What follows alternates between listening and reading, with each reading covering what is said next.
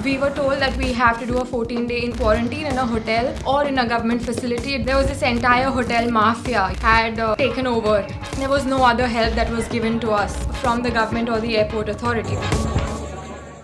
Hi everyone, my name is Nupur and I'm a student at the Lee Kuan Yew School of Public Policy, National University of Singapore.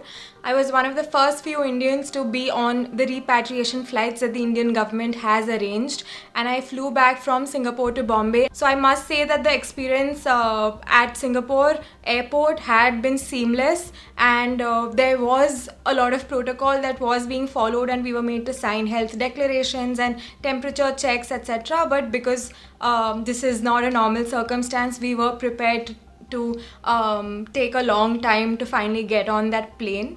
Once we got on that plane, the aircraft crew had already placed a food packet and safety gear such as the face shield, gloves, mask and sanitizer under our seats. And there was no social distancing on the flight, but it's understandable because there are so many people who need to come back to India. But I think the experience was quite good in terms of being on the flight, and we felt safe, and there was food already, and the aircraft staff was extremely supportive. When we landed in Bombay, we were told to download Arogya Setu, without which we cannot deboard the aircraft. So I think that entire process took a very long time because a lot of people did not have Indian SIM cards or internet connection to download the app. The entire process of getting out of the aircraft took around 2.5 to 3 hours because they were only letting people out in batches of 30, and we were told to continuously maintain a distance of about 3 feet from each other. And when we reached immigration, and then we cleared customs, and then we got our bags, and till then everything was, I think, quite well managed because I think it comes under the airports authority, and they were very well planned and prepared to receive international returnees.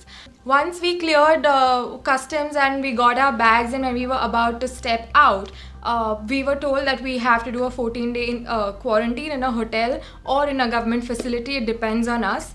What was very, very surprising to see was that just before we were going to get the list of hotels that we can pick from, there was this entire hotel mafia, that had taken over this space, and they were very, very readily selling their hotels to us, and they posed as volunteers. So we thought that these people are actually there to help us, but very later on we realized that these people are actually owners of hotels in Bombay. And there were a lot of government officials there. There were people from the airport authority, and there were people who were trying to take a lot of these passengers into their hotels.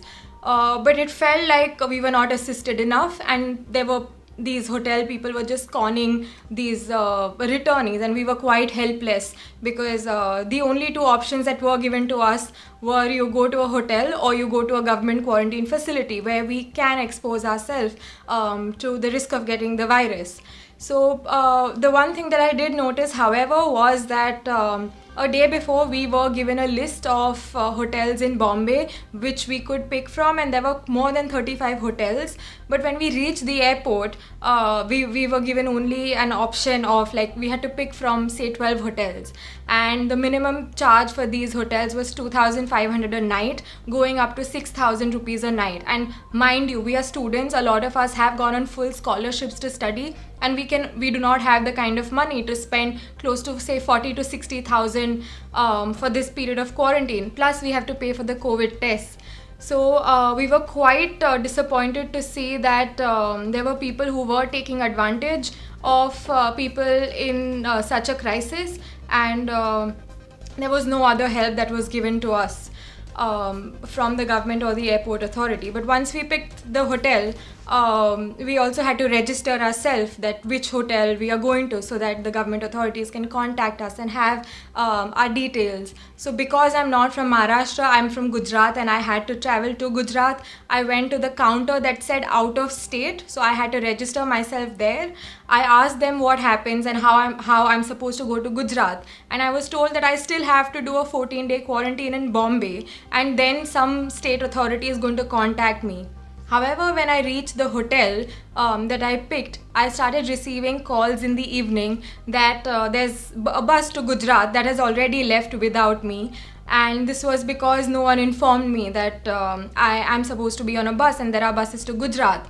So I'd say there's a lot of information asymmetry with regards to what people are supposed to do.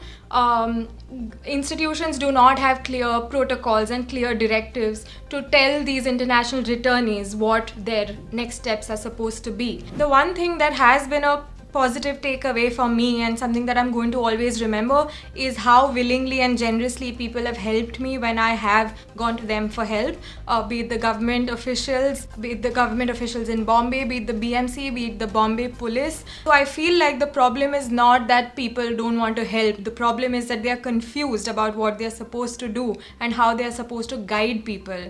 So it's important to keep in mind that there are positive things from this entire experience, but it is a struggle. It is definitely a struggle. The one thing that I do constantly keep reminding myself of is that I'm lucky to be on one of these flights, because there are not many people who are going to be back on these flights, who are not going to get the chance or who are not going to be able to afford this. So, and the one thing that I definitely think there needs to be is a government guideline, a proper directive, a proper set of protocols. I definitely say that for anyone who's coming back on these repatriation flights, some of the things that you must keep in mind are that you please carry some cash. In INR, please make arrangements for an Indian SIM card, and please be ready to fight this battle, because you are going to take anywhere between 5 to 7 hours just to exit the airport, and it's not going to be a very pleasant experience. But I'm sure that when you go back home, when you're able to see your family, I hope that this entire struggle is worth it.